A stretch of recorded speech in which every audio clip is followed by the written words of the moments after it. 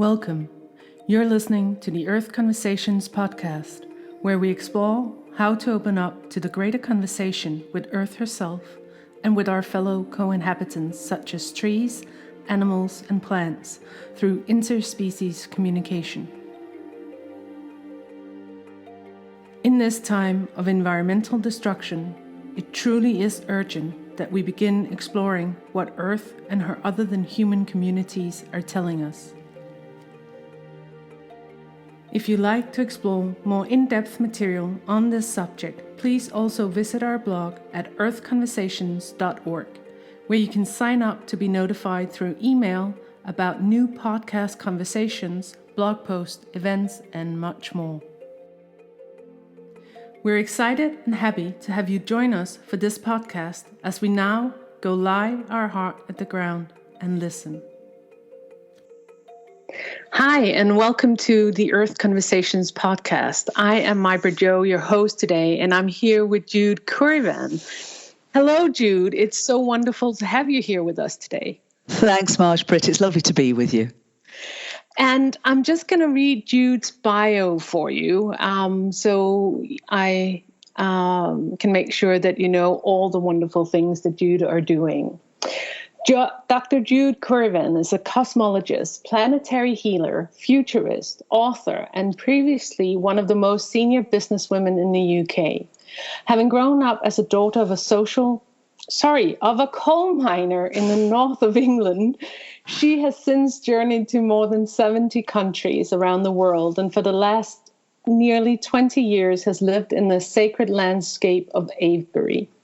She has experienced multidimensional reality since early childhood and worked with the wisdom keepers, both incarnate and discarnate, of many traditions.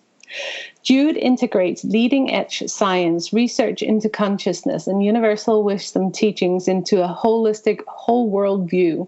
This underpins her work aimed at enabling transformational and emerging resolutions to a collective planetary issues, raising awareness and empowering fundamental change and sustainable solutions to global problems. She holds a PhD in Archaeology from the University of Reading in the UK, researching ancient cosmologies, and a master's degree in physics from Oxford University, specialising in cosmology and quantum physics. She is the author of 6 non-fiction books, currently available in 15 languages and 25 countries, including Cosmos, a co-creator's guide to the whole world, co-authored with Dr. Irvin Laszlo. Her first fictionalized ebook, Legacy, is available at Amazon. Her latest is The Cosmic Hologram In-formation at the Center of Creation, the first book of the Transformation trilogy, and which won a Silver Nautilus Book Award for 2017. She is currently writing Book 2, Gaia, Her Story. Her international corporate career culminated in her being the group finance director of 2 major international businesses. She has extensive experience and knowledge of world events, international politics, and global economic and financial systems, and has spoken on transformational reforms in the UK, US, Europe, Japan, and South Korea. For the last 17 years, she has also traveled around the world in service to planetary and collective healing, some of which is described in her books, The 8th Chakra, The 13th Step, and most recently, Hope, Healing Our People and Earth. In 2010, she was presented with a Circle Award by One Buddhism, internationally cited for her outstanding contribution towards planetary healing and expanding new forms of consciousness. In 2014, she was invited to become a member of the Evolutionary Leaders Circle that includes Deepak Chopra, Barbara Max Hubbard, and Jean Houston. In 2017, she co-founded A Whole World View as a growing community of global change makers serving the understanding, experiencing, and embodying of unity awareness to facilitate conscious evolution and the collective healing of our relationship with Gaia. Jude, welcome again. Marge-Britt, my goodness me. Golly. I know. You have done a lot of work, and we're happy you have. But wow, that's an extensive bio. you have both. You have both been in the business world, and you have a PhD in cosmology and in quantum physics, and you have this intuitive healing ability of connecting with Gaia, and also the mystical, other dimensional ability to communicate. In your own words, how would you describe that journey, just shortly for us? Well, it's been a scenic route, very much. I like to refer to Søren Kierkegaard, the wonderful Danish philosopher, who said, we live life forwards and understand it backwards. So for me, all that you describe have just been a journey of my natural curiosity about life and the nature of reality throughout my whole life, starting at the age of 4. So my curiosity has led me and called me forward. So those threads of an absolute fascination with ancient wisdom, a fascination with leading edge science, a fascination with so many things that I find looking backwards have interwoven themselves, not just into a life's tapestry for me, but actually an integral whole world view that I can now share with people as an empowering way of understanding the nature of reality itself. You know, our mainstream science tells us that this realm, this physical realm, is all there is, and its appearance of separation is its true nature, and consciousness is a sort of an accidental, emergent phenomenon of random mutations of evolution. And what is now being realized is that mainstream perspective is being turned completely upside down. And instead, what's emerging at the leading edge of science is actually validating universal spiritual teachings and showing us that, you know, the nature of reality is far grander, far greater, multidimensional. And so you know, my journey's been to that place, but it's always been with that level of understanding. It's just interwoven it evermore. And can you tell us a little bit more about that? Because you, in your book, The Cosmic Hologram, you talk about the in-formation, and you actually separate those two words, and you see it as lying as the basis of the evolving Earth, or even universe, or universes. Can you tell us the information, that kind of code? What is it? What do you mean by that?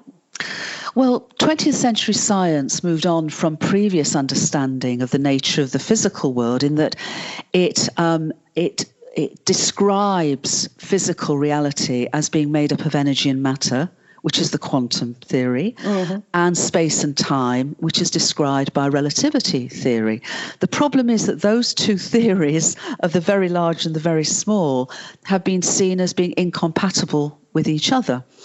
And the elephant in the room is that neither address the nature of consciousness or mind. And some more than 100 years or so ago, Sir James Jeans actually was very prescient, because he said, it's looking more and more that our universe is a great thought rather than a great machine.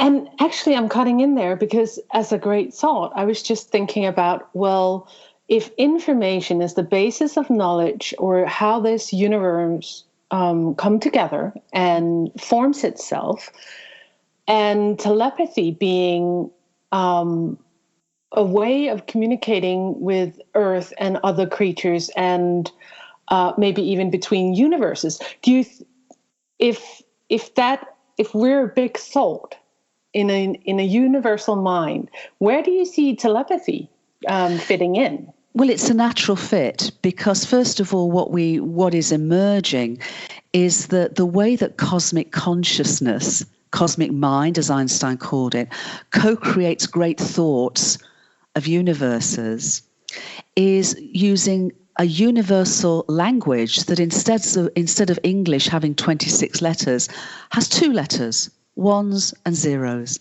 And just as our technologies, our communication technologies, can take any object, any words, and recreate them or translate them into digitized information, yeah, and then recreate them as images or sounds or whatever, our universe does that the other way round. So cosmic mind co-creates a universe where meaningful information is actually the algorithms that are the laws of physics. So the laws of physics are informational instructions as to how our universe exists and evolves.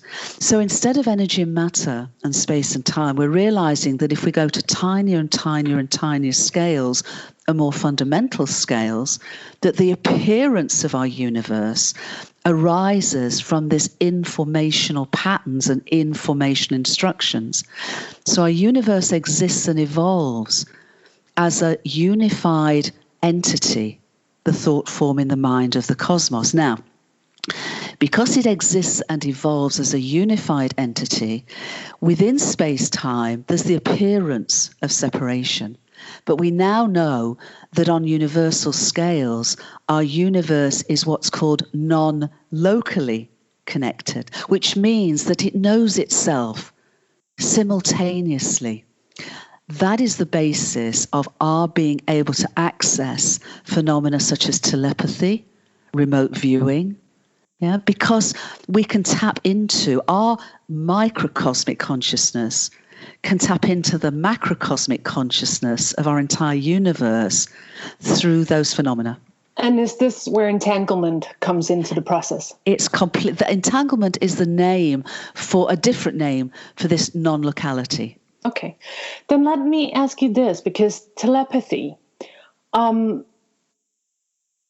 is a language that I'm speaking about myself and my own perception now, that when I am clear, I'm picking up something, and the universe or this earth or life is so kind to confirm it for me afterwards.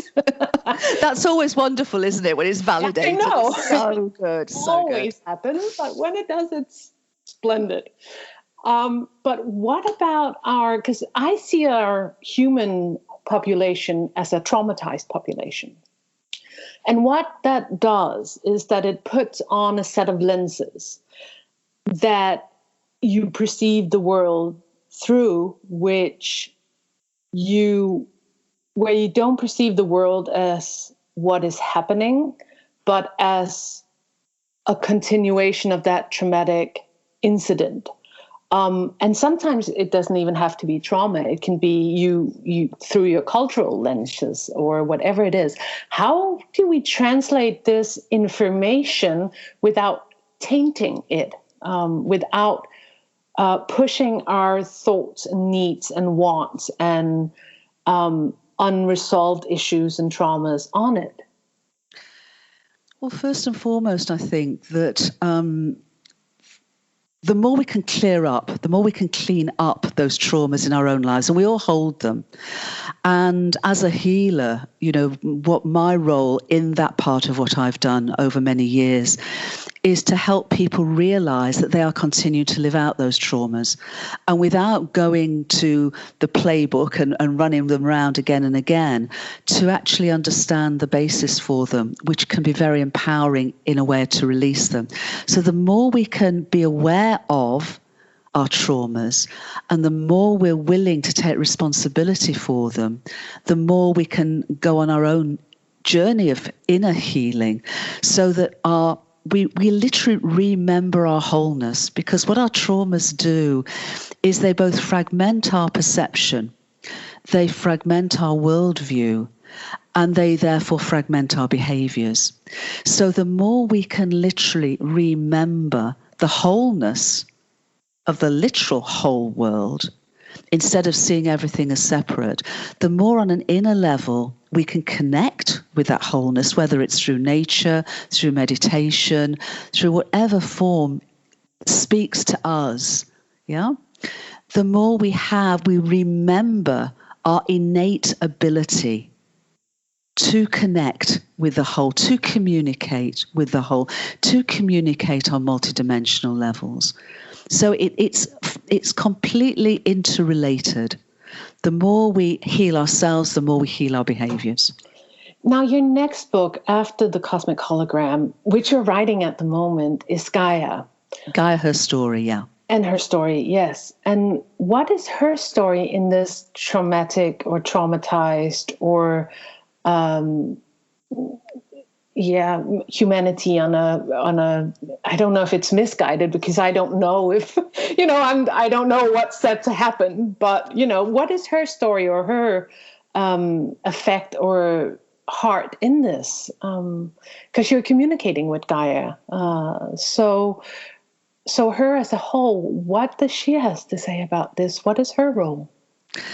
Well, first of all, the overall book of Gaia, her story, goes back 13.8 billion years to the first moment of our universe, because she's a child of our universe. And just as our universe exists and evolves, so Gaia exists and evolves. And just as we are living, I expand the notion of living to include all creation. So Gaia is a living planet within a living and evolving planet within a living and evolving universe, and one in which consciousness and mind aren't something we have, but literally what we and the whole world are. So going back to your point about the trauma, my experience as a healer is I only know of one species, incarnate species, that actually has trauma as almost an ongoing relationship, and that's us. Yeah? Animals are traumatized when they lose their children, just as we are. But from my experience, animals and all other beings, all other children of Gaia, have that sort of immediacy of trauma, but they don't hang on to it. It doesn't become chronic. They don't think about trauma that was a seed pointed 20 years ago as an abandonment or as an abuse. They let it go. They let it go. You are listening to the Earth Conversations podcast, where we explore how to open ourselves up to the conversation we can have with Earth herself and her other than human communities, such as trees, animals, and plants. If you like to explore more in-depth material on this subject, please also visit our blog at earthconversations.org, where you can sign up to be notified through email about new podcast conversations, blog posts, events, and much more. Join us again as we now continue the podcast.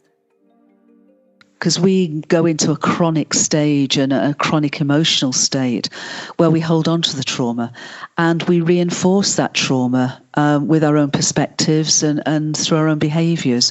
Whereas animals don't do that, in my experience. They hold trauma, they hold sadness, they hold grief, but there's not a sort of selfish consciousness to it. It's more about, it feels to me that their grief is quite rightly where their loved ones, whether it's their children or the elders in their tribe and their family, move on. But it's not that sort of chronic trauma that we act out, both individually and collectively. And what do you think about domestication? Because I'm sensing that there's a little bit of a difference from wild animals to domesticated animals. Yes, I think so. I mean, I'm not an expert in this field, so, I'm sure there are many other folks who would be able to offer you much deeper perspectives of this. But, our pets love us as we love them. And so, certainly when I used to go away a lot, I made very sure that my beloved cat knew when I was coming back, and he would have known anyway. But, I think that pets, it's very important to us that we do realize that they are emotional beings just as we are. So to treat them with love as they treat us with love is absolutely vital. But they exist in this informational field as well and pick up on the information that is, available. Yes. To their mode of perceiving the world. Indeed, they do. And Rupert Sheldrake talks about this morphic field of resonance. And I'm wondering if you perhaps somewhat are talking about the same thing with the field of information. Oh, yes. The only difference is that Rupert's a biologist, so he's really talking about morphic resonance as a sort of field between animals and humans, whereas I'm saying the entire universe is information, an informed field of patterns and meaningful information, which is why I hyphenate the word. This isn't random data. This is meaningful patterns that come from the most minute scale of space-time, which is way, way, way tinier than the quantum scale, but then get expressed at all scales of existence. And we're finding these patterns across many, many different fields of scientific research. And how are these patterns related to other planes of existence? I'm asking because I have an experience with something I only can describe as the Great Halls, which is not in this which is not in the Earth realm, which is in another dimension. And I've seen these formations, which I am not certain of at all is what you're talking about. But I'm kind of seeing or sensing when I'm there that the informations, the patterns that I'm seeing are what affects and treats our world. So do you think the information goes through dimensions and can affect each other on all levels, or are they made here in the universe level? No, they're not made in the what we would call space-time and of our universe. They actually, the appearance of our universe, our physical universe, emerges from deeper non-physical realms of existence and intention. So the patterns that we see, whether it's clouds or ecosystems or the internet, they're all based on the same what are called fractal patterns. These are geometric relational patterns. Actually, all of that appearance emerges from deeper non-physical realms and patterns of patterns, which are called attractors. So in that sense, very much the physical world is a hologram, is literally a projection of cosmic mind into what we call space and time and via energy and matter. And so how do you use, if at all, this information when relating to Earth? How do you use or tune into it, if you do, when communicating with Earth? Well, it's rather like, it's very difficult to articulate the how of it, but it's rather like you and I are having a conversation, yeah? Mm-hmm. And we're both, spiritual beings having a human experience within the physicality of our universe, but we are spiritual beings. We have, greater, higher dimensional aspects of ourselves that are not, fully walking this earth walk, yeah? But we are speaking with each other. I have communications with Gaia in the same way that I would have with you, but her language is a language of sensing and emotions. It's not English. It's not, I'm not getting sort of full sentences, but what I do get is a sense of feeling, an awareness, and understanding. Just as, we can also communicate without words. I can look, yeah. And you're then, when you're writing your book, you're then translating it into English for the rest of us to experience some of that as well. Yes.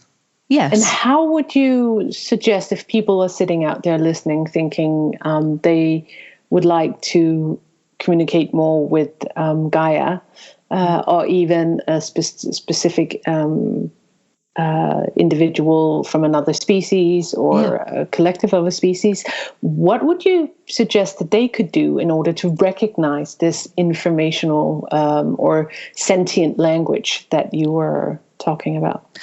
Well, first of all, be open to the possibility because so many people sort of blinker themselves. You were saying earlier about sort of cultural limitations. Certainly in the West, to a far greater degree than indigenous folks do, or even in the East folks do, we have limited our perspective, we've limited our perception. So for many people, just the idea of communicating with a tree or even their pet feels alien. It's something that isn't in their worldview, so it doesn't become part of their experience. Whereas if one is open to the possibility, then as you sort of mentioned earlier on, when we take a step towards this communication, we are met, we are more than met, we are welcomed, in my experience over more than 60 years, into communication and communion and relationship. So if it's, it can be as simple as just being with a tree and just being open to the possibility of communicating with that tree and see what comes. And don't shut down, just see what comes and take it step by step. And how do we validate ourselves for each other in that process? Because I know the human mind loves validation, as I brushed up on before. So in that evolutionary process, I think that, but it's a little bit of a deeper question than just validation, because it's also how do we support each other in this environment that seems to be our social reality at the moment? How do we then, come together and casts off that social reality and start supporting each other on this in this communicative field of where validation isn't always possible? Well, that's true. We share our stories. We share our stories. And if we can share our own story without imposing it on anyone else or imposing them on anyone else, but just sharing from the heart and not being afraid, we don't share our stories so often because we're afraid of what other people will say. Many years ago, I just went beyond that threshold of being concerned about what other people would say. My mum always used to say, you can make your own choices, but what you can't do is to choose other people's for them. So if I share my story and someone laughs at me, well, that's fine. I don't take it personally. But more often than not, I find that by willing to have myself be vulnerable and share my stories, that it gives permission to other people to share theirs. And then it's extraordinary just how many people are actually experiencing telepathy, remote viewing, synchronicities. And these are empowering and inspiring things to have in your life. So we share with each other. And when somebody shares with us, we don't laugh at them. We don't denigrate them. We don't say it's just your imagination. Whether that's a child of 4 or whether that's someone of 80 that's sharing their story for the first time. So we create communities by building safe spaces and sharing stories.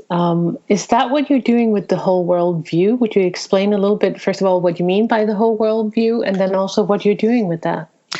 Well, whole world view really came out of a question when the Cosmic Hologram was being published. I thought I was writing a book, and it turns out I was co-founding a movement. And, never know. Absolutely, and it's now like a toddler, not quite 2 years old, So it's very much exploring and having fun and all the rest of it. But basically, whole world view was somebody said, "So, well, how would you describe the message of the Cosmic Hologram?" And I was just given the words whole world view, because our world view, is drives our behaviors. So when our worldview is fragmented or shut down or traumatized, then our behaviors, emerge accordingly. So the message of the whole worldview, the evidence of the Cosmic Hologram is showing us that our universe exists and evolves as a unified entity within a unified cosmos, literally the whole world. And so whole world cosmic-view.org as a website came out of that. But what we've been doing the sort of the last almost 2 years is from a very, very small number of folks back in summer of 2017, we're now up to more than 700 global change makers. So we're linking up and lifting up with folks who are really, from their own inner journey as well as outer journey, have come to understand and progressively experience and embody this unity awareness. And of course, unity isn't uniformity. Unity is radical diversity. You know, there's no tree that's the same. There's no leaf on any tree that's the same. There's no snowflake that's any same.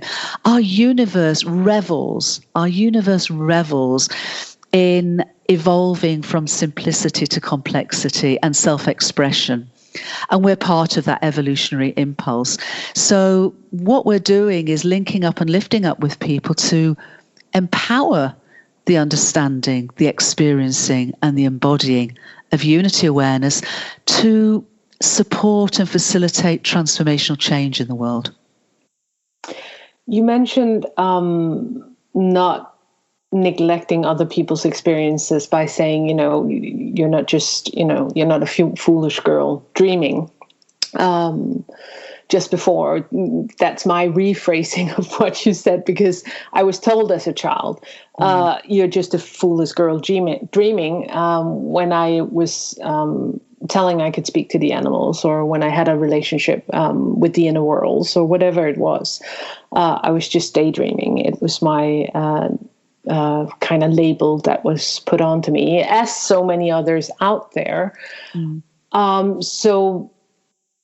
And I'm reading, when I read your bio, you had this multi-dimensional experience of multi-dimensional realities in childhood.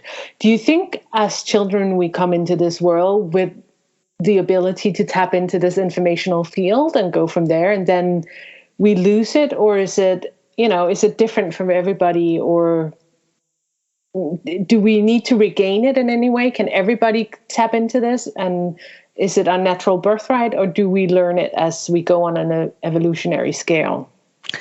Well, my sense is it's an it's an innate birthright that children do come in to incarnation having this fundamental ability to connect and communicate with everything.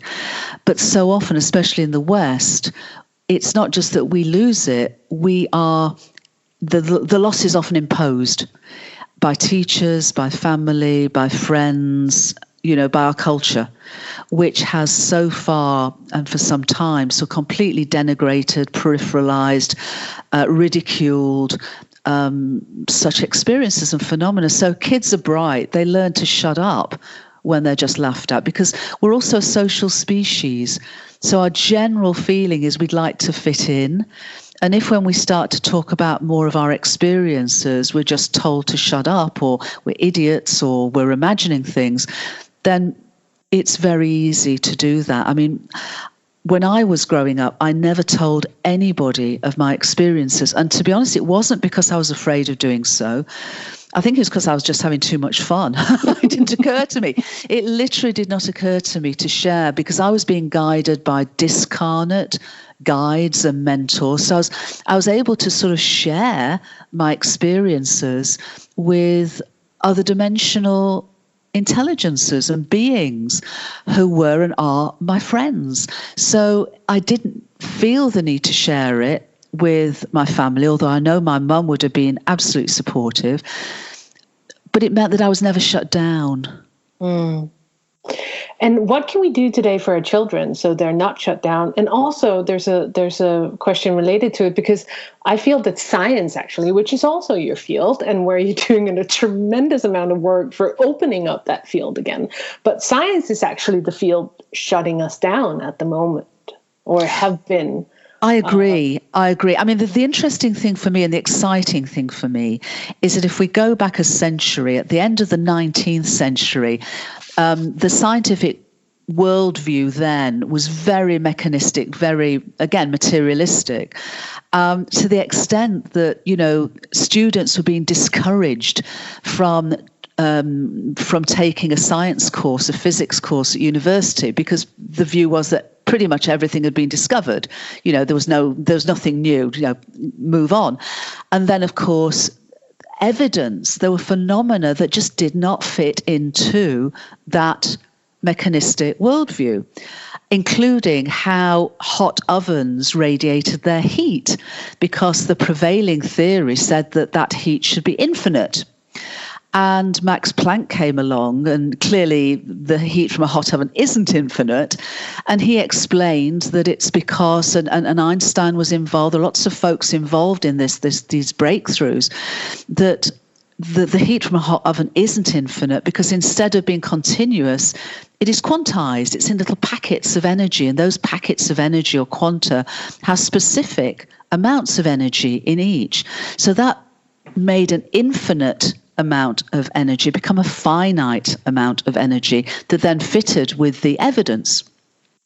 So we had 100 years ago, this old paradigm was overtaken and expanded by quantum physics and relativity theory for energy, matter, and space-time. But that paradigm still retained a primary view that this world, this material realm, is really all there is, even though the secret source of quantum theory is that it can't operate if these dimensions are the only ones that exist. So, but you're not taught that as a student. Mm. You're not taught that as a student. So for a long time, there's been a real schizophrenia between what the evidence is really showing and what people are accepting. And that is now coming to a crunch point, because the evidence that I'm showing in the Cosmic Hologram is overwhelmingly showing us that old paradigm of just materialism and duality and separatism is just plain wrong, and that instead we are microcosmic beings having a human adventure within a universe that exists and evolves as a unified entity, and as we were saying earlier, as a great thought rather than a great thing. How do you think, as a human species, in relations to scientific worldview at the moment, we have 5 senses: our eyes, our ears, our sense of taste, our sense of smell, and then our bodily sense. What do you call that? Sensing. Yeah. And how many more senses do you think we have as a human being? Is that a fair question?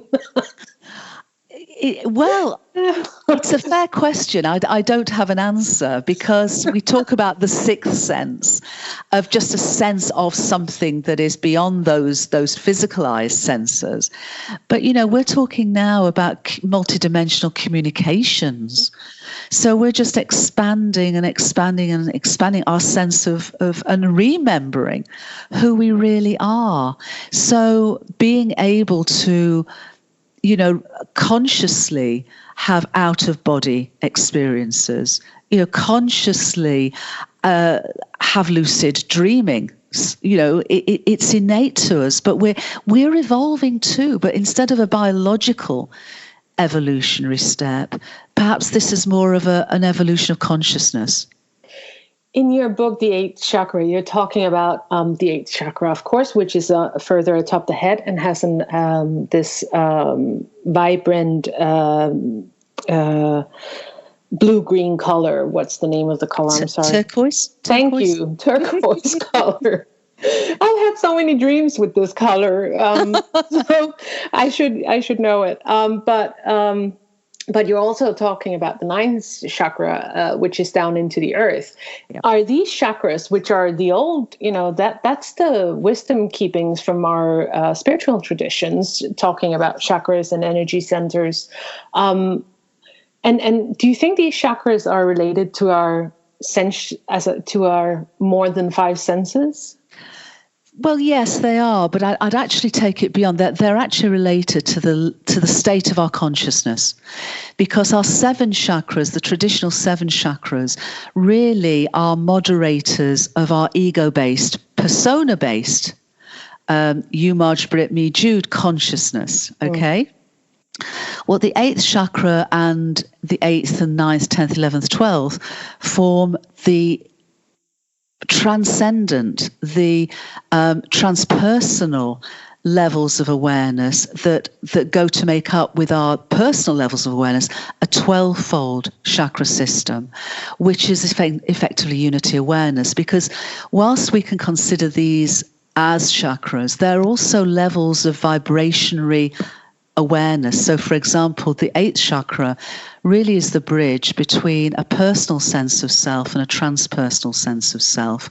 The 9th chakra, for those folks who are working in planetary healing work, offers a profoundly more intimate relationship with Gaia and that ability to communicate with her consciousness.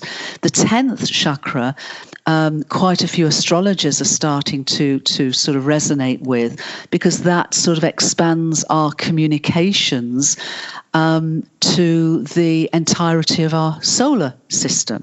So the 11th is what people are tapping into when they're having extraterrestrial communications directly, and the 12th chakra envelops the whole of our universe soul's consciousness.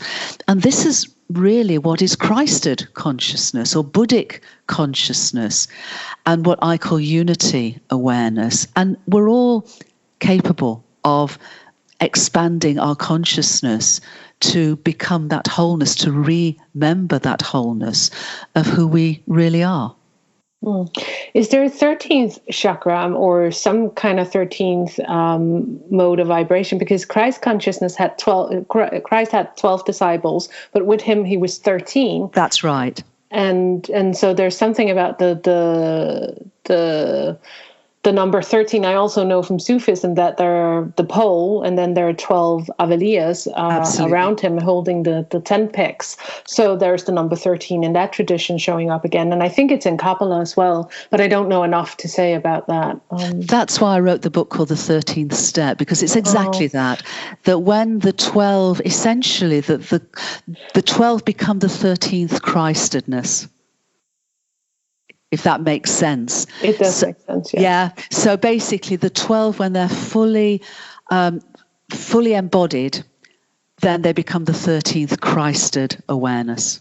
I haven't read that book yet. That is one to on my wish list. They're very difficult to get here, just so you know, from the library. Oh, I'm sorry. Well, I'm changing it as I go. Good. Bless you. Bless you, bless you, bless you. But yes, you're absolutely right. And that's why so many spiritual traditions, as you mentioned, it's Jesus and 12. It's in many spiritual traditions, it's the 12 around the one.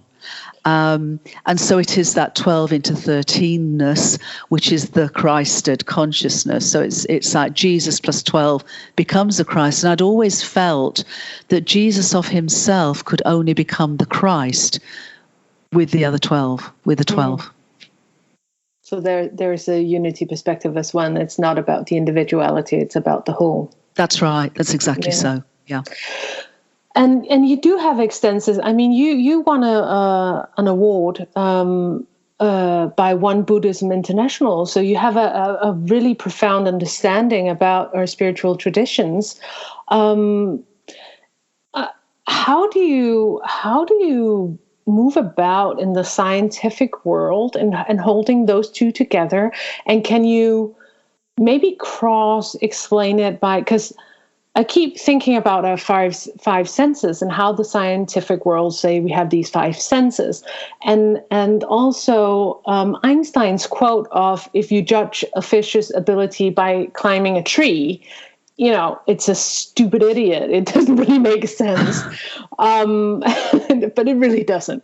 But we seem to do this with the world. We seem to, even when we train animals, or we keep animals, or when we study wild animals, we study them from our 5 senses only, and we judge their wisdom and their geniusicality by by our own perception, and we tend to try and fit animals into our world instead of trying communicating through their means of communication and trying to expand our knowledge of their world. How do you bridge those two? Because religion or spirituality, I would rather say, have always had a sense of the other communities on Earth, animals, plants, that they're living beings and that you have a natural respect and communion with them. Whereas science has actually been quite the opposite, and you're living in that field all the time. How do you bridge those two? Well, first of all, I wouldn't sort of generically use that word science. I think the mainstream scientific paradigm that has come to this point in time does exactly what you say. It slices and dices reality into I always remember Deepak Chopra saying, it's like taking apart a wireless and wondering where the music went. By the reductionist methodologies of Western science, we've reduced everything to the lowest common denominator. And that's been, fantastic in many ways. And it's led to the sort of technologies we have now, and it's led to a lot of insights. But by taking the whole and subdividing it, that music, that life, that wholeness to it just goes out the window. So can I just finish that point? Because it's so important, Marj-Britt.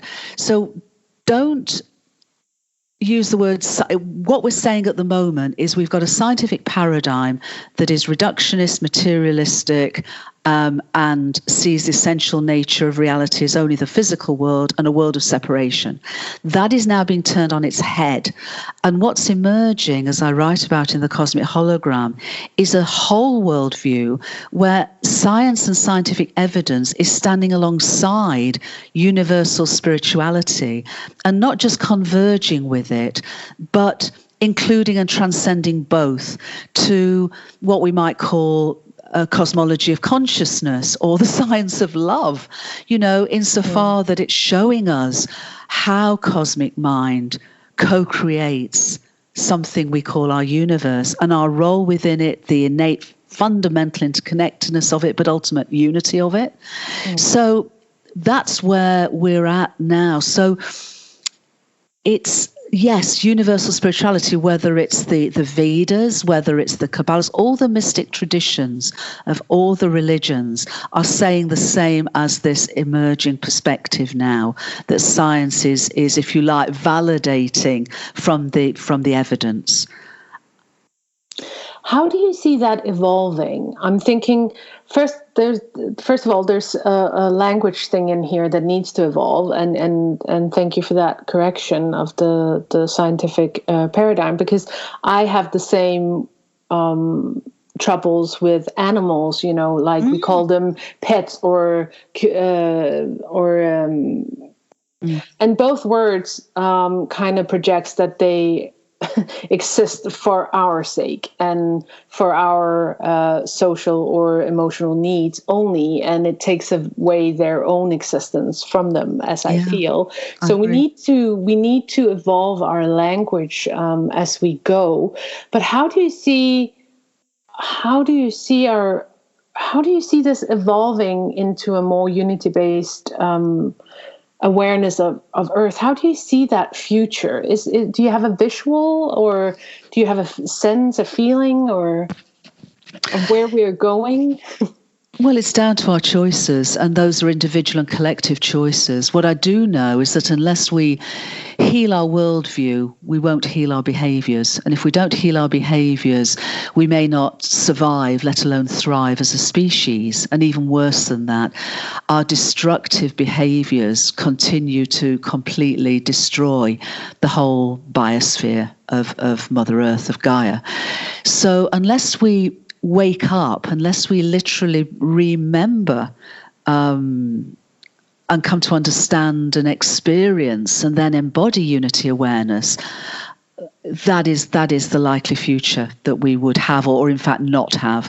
Whereas if and as we can wake up to this realization and this remembering of the wholeness of all existence, then not only can we sort of come together to link up and lift up and do our very best to restore Mother Earth as much as possible, but we have a completely different relationship with her and with all her children and with the cosmos. So our worldview is everything, in the sense of if it's fragmented, if it's traumatized, we will behave in a fragmented and traumatized way. If it's healed and whole, we behave in completely different ways. How do we heal and make it whole? I mean, what is our individual contribution to that? I think it's a number of things. First of all, I wrote the book as a message to show the evidence of wholeness, so that instead of and more scientists, more and more people are waking up to this. And so often the response has been, aha, it's as though we know this wholeness in our hearts. But what our culture and what mainstream science until now has been telling us is nonsense. It's rather what you said about when you're a child, it's just your imagination. Well, everything's interconnected. Everything's ultimately whole. Everything is one. I'm an expression of that wholeness. No, that's nonsense. That's nonsense. Well, it's not nonsense. It is what reality is. And more, I think, we'll all find over the next period of time that that's coming into people's level of awareness more and more. And then it's your own individual journey. How did you begin your journey? How did the folks who are listening to us, have they begun their own inner journey of self-discovery yet? How do they see the world and themselves? Because if they see, and if each of us sees the world, do we see a world of separation? Or do we see a world of connection? Do we see a world of fear, or do we see a world of love? How do we behave accordingly? And that's a journey. That's not in my experience, that's an ongoing journey, a step-by-step journey to literally that goes from that loneliness of a reality that appears separate and therefore fearful to a aloneness where we can begin to empower ourselves with the remembering of wholeness to ultimately a sense of all oneness, when we not only just understand that wholeness and that unity, but that we experience it in our lives and we embody it in our heart. So this journey is a very individual journey. I think it's not. I think it is and it isn't. I think it is in the sense that you can't, in my experience, you can't impose this understanding on anybody. It's an invitation, and it's an invitation to that journey. And it's an individuated journey. There are many, many paths up the same mountain, but it is the same mountain. So it's also a collective journey. How do you think that we can, because we've been talking about community and supporting each other, and you mentioned the imagination just before as well, and I was thinking, because the imaginary realm, or our imaginary faculties, which are connected to the heart at least, because there's also fantasies, Sure. which are very mental. But the imaginary realm I experience as a bridge between the worlds and a bridge in communication as well. So how do we support that heart's ability to imagine in this process? What could you do at home if you were listening to this, or what could you do to strengthen this if you want to go further on it? Be kind. We're very good at complications, but it's very simple. The golden rule of treating others as we would hope to be treated is the same rule in over 12 major religious teachings, slightly different wording, but you can find the golden rule in virtually all religious teachings at its heart. Yeah. So be kind to yourself, be kind with others, rather than say something unkind, say something kind. It does come back to the heart and the fear. We know when the heart speaks truth to us. So hear it and act on it. Smile at a stranger, pay something forward. Be joyous, be light, don't be heavy, don't feel burdened. Whatever gives you joy, unless, obviously that it doesn't hurt anyone else, but if it gives you joy, bring that into your life every day. Small things, but they're huge. Small acts with great love. Yes.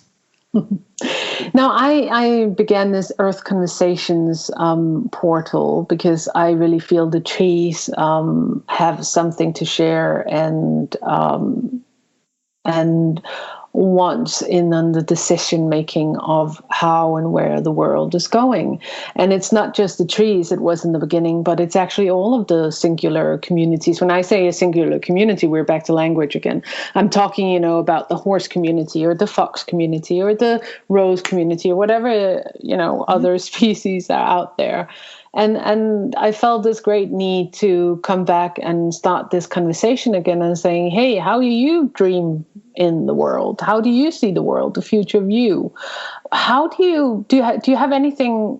Now you're writing this book with Gaia. Is there anything about that? Is there anything about these singular communities getting up to an equal level as humans? I mean, humans have put themselves on the pedestal and the throne of life.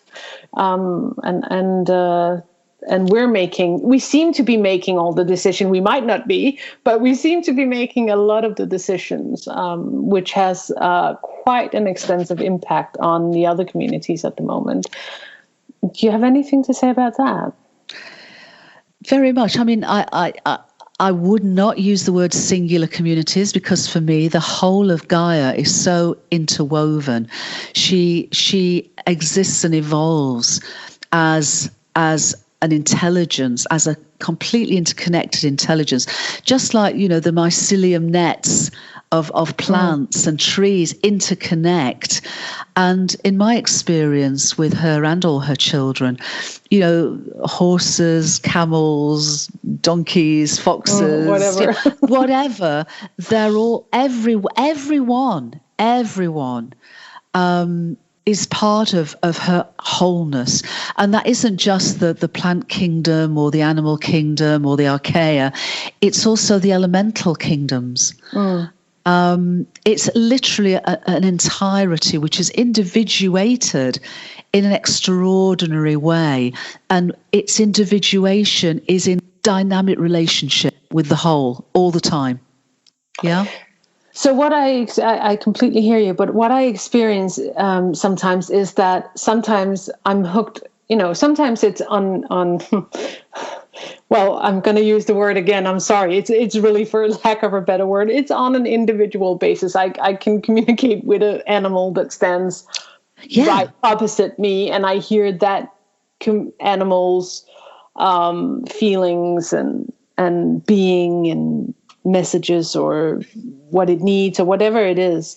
But then sometimes it seems to be there's a common mother collective consciousness of that species. Yes. And then sometimes it's the earth and Gaia and so how do we move up and down that? Well, first of all, that's an absolutely wonderful way of articulating the cosmic hologram, because with a hologram, the whole is in every part and the part is the whole. So it's me and we and all. Yeah. Oh. And that's and then it's rather like taking an out breath and an in breath. We can begin with our own individuated or someone, another being's individuated awareness, and then we can expand our awareness to both relate with that other individuated consciousness and to expand that individuated consciousness into a collective. And then we take an out breath even more so that we then are aware of and communicate and connect with the entirety of Gaia. And then we can take an out breath even further to our entire solar system and our entire galaxy and our entire universe. And that is what we were talking about earlier when I was saying about the level of awareness of the Christed consciousness field that we are as we move into this journey of discovery and expansion. we're able to sort of step into this great adventure of this ever greater communication. And then it comes back to us as an individual. And what do we do with that? How do we behave from that? I just, when you were speaking, I got this image of a flute, where, you know, there are different holes on the flute, but the flute is the whole of that entity. And so when you communicate with an individual or the collective or Gaia, that's the flute. But then, you know, that's where the symphony comes in, because there are more than one flute, and there's also other instruments than flutes. So I guess the whole is a collective symphony of notes, all existing within each other. Yes, and dynamic, because it's not static. It's this beautiful relational dynamism where and that again is really, you know, what a hologram's about. It reflects each and every aspect of the parts and the whole. This dynamicism, can you say that? This dynamic. Yes, dynamism, yeah. Yeah, dynamism. Thank you. Because I find the wordless communication extremely dynamic, and I'm not actually a fan of translating it much, because so much is lost in translation, and I often feel frustrated because all that I'm getting in every single setting, I could never convey it properly. So there's like a frustration, and also trying to. I think it's important that we do try to, but there is a frustration, and there's so much. It's so dynamic. Do you think we're evolving? Do you see humanity evolving away from language? Because language seems so the opposite of that. That almost, you know, it's so limited and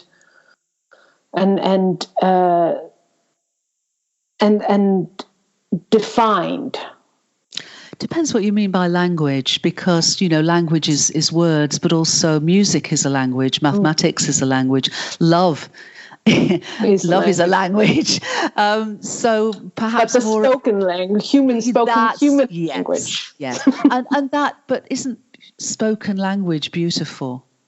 Aren't songs, poetry beautiful?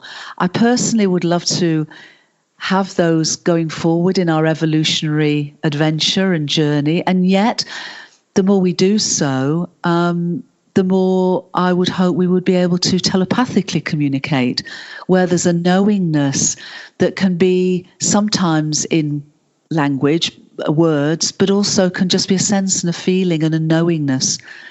So it just expands it. You know, again, you were saying earlier about the use of language, but it sort of expands the number of languages that we have access to. Yes. So an expansion of the language, the human perception of the language field. Yes. It's getting very difficult to talk. Sure. Well, you know, it's like when we go back to the word in-formation, not random data, but if you think, you know, the universal alphabet of ones and zeros, well, ones and zeros of themselves don't have any meaning. But when ones and zeros are put together, they can form words or images or sounds or smells. And when they're put together even more, every time that expands, there's more and more meaning. So we're talking about meaningful information, and that meaningful information could be the scent of a rose, the sight of a snowflake, the telepathic greeting in a morning that goes beyond space and time with a loved one far away, the connection with extraterrestrial brothers and sisters across a galaxy, you know? And that could actually be the antidote to the society, the Western human society that we have now, with all of this information on the internet that is not meaningful in any way. There's so much chatter in the thought forms, and well, as I perceive it anyway. I think that's very fair, and I think, you know, Well, 100 years ago, Teilhard de Chardin, after the First World War, came up with this notion of the noosphere as an evolutionary path from individuals to expand the me, to encompass the we of our collective. And I feel that we're actually going through an interim stage towards that, which is the technosphere. So we're actually going through this sort of technosphere where we're actually being given big clues about the nature of reality through our technologies, and yet of themselves, they are still playing out in this old paradigm of materialism and separation, but they're also, in a way, predisposing us to listen to and be open to this new emerging understanding of unified reality. And it's so funny because actually we affect our environment in that as well. And I can tell a story with a horse that I didn't know very well, but I was taking care of him while his owner was away on holiday. And as I was, just grooming him, walking about him, giving him a little bit of love and attention, I just half consciously was aware of all the chatter. And suddenly I found myself stopping up and saying, "Will you shut up?" and this horse just went, "What?" I love it. And I was like, I come to the stables to get away from the chatter. And here you are chattering about, blah, blah, blah, and blah, blah, blah, and whatever it was that he was chattering about. And he was like, "But I'm just doing what you're doing. I thought this is what you were doing as a human species, from his owner." And I was like, "No, not me." I love it. I love it. And so we are affecting. I mean, they look at us so much and they want to connect so much that they're even adapting to our complete mental states. It ended well. We had a really good connection, and he was actually a really profound horse. And of course, he's tapping into the human field, trying to make us happy through our constant chatter. And I just found that so endearing and so misunderstood at the same time. Absolutely. And I think so what we're taking away from this wonderful talk, because we are coming up on the end, Jude, with you, is that meaningful information. Yeah. That's the key, the meaningful. So as we're moving forward, and then kindness, because you were talking about kindness and the heart, being in the heart is kindness. So for me, at least, and what I hope that people also, along with a lot more, of course, but the keys that I'm taking away is that go back to kindness, the small acts, the everyday interactions. If you want to tap into to Gaia and dwell deeper into the communication of interspecies and interdimensional communication, then it's there for you. It's there for you. As you said with the beloved horse, creation, our universe wants to connect with us, wants us to connect with it, because we are, whether we know it or not. So let's open our eyes and open our ears and open our hearts and just literally remember who we really are. This is such an amazing moment for us. And, I'm not judging where we've come. We've come on a tremendous journey, but we're now at a moment of choice.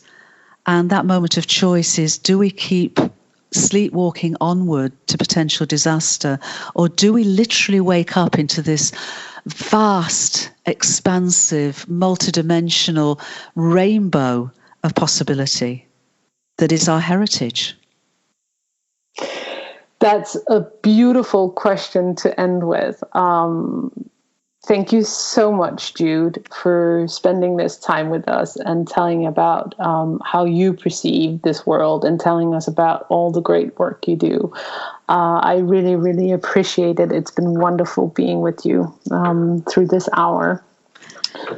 If anybody would like to know more about Jude's work or find more about Jude's work, where can they do so? Thank you, Marge. But just to say how much I've enjoyed it and being with you and being with everybody that I can feel, already are going to be having fun with us. I hope so. There's two websites. There's www.jude, Jude, Currivan, CURRIVAN.com. And there's our Whole World View website, which is wholeworld-view.org. We've got a Facebook, Whole World View, all one word. We've got a YouTube channel, Whole World-View, separate word, net.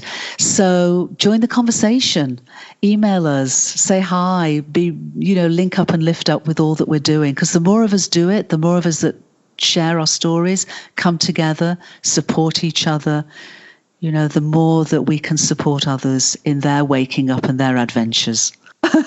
I will, of course, leave links below this podcast to all of Jude's work that she mentioned here as well, so you will be able to go directly there.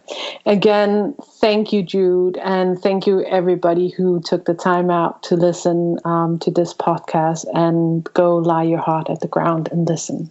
Bye-bye. Thank you, Margaret. Bye-bye, everyone. Thank you for listening to the Earth Conversations podcast. If you'd like to explore more in-depth material on how to open up to hearing the conversation that the Earth is trying to have with us, please visit our blog at earthconversations.org, where you can also sign up to be notified through email when new podcast conversations are ready, along with new articles and events. We would like to thank you for taking the time today to open up to the heart of the Earth and her ways of communicating with us. It is our sincere wish that you will tune into this greater conversation that she so desperately seeks us to have with her at this moment in time. To find the track to the wonderful music that underscores this podcast, simply follow the link below to iTunes or Spotify. Please take good care of yourself and the Earth, and until next time, go lie your heart at the ground and listen. É terra, é mar, é vida infinita, é amor incondicional,